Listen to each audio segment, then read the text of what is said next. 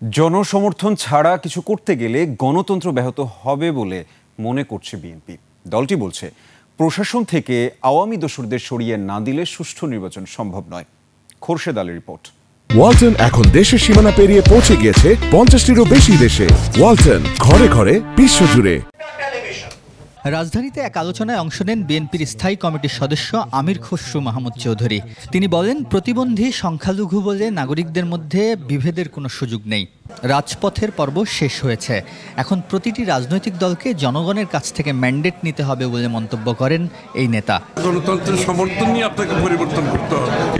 জনগণের সমর্থন ব্যতীত প্রত্যেকটি দল তো চাহিদা থাকতেই পারে, সেটার একমাত্র পথ হচ্ছে নির্বাচনে গিয়ে জনগণের ম্যান্ডেট নিয়ে পরিবর্তন করা যেতে পারে। এর বাইরে কিছু করতে গেলে সেটা গণতন্ত্রকে বাধাগ্রস্ত করবে।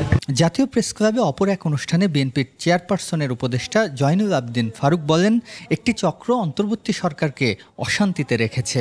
তত্ত্বাবধায়ক ইন্টেরিয়াম গভর্নমেন্ট ডক্টর ইউনূসকেও অশান্তিতে রাখার হীন প্রচেষ্টা। 2 দিন আগে দেখলাম এক আমেরিকান লোককে গ্রেপ্তার করা হয়েছে অস্থিতিশীল তৈরি করার জন্য।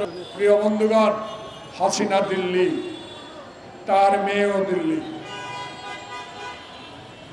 যে সবচেয়ে বাংলাদেশের ক্ষতি করেছে সেই স্বরাষ্ট্রমন্ত্রী কিনা, সেও দিল্লি, ইন্ডিয়া। দিল্লি এখনো বাংলাদেশের বিরুদ্ধে ষড়যন্ত্র করছে বলেও মন্তব্য করেন তিনি।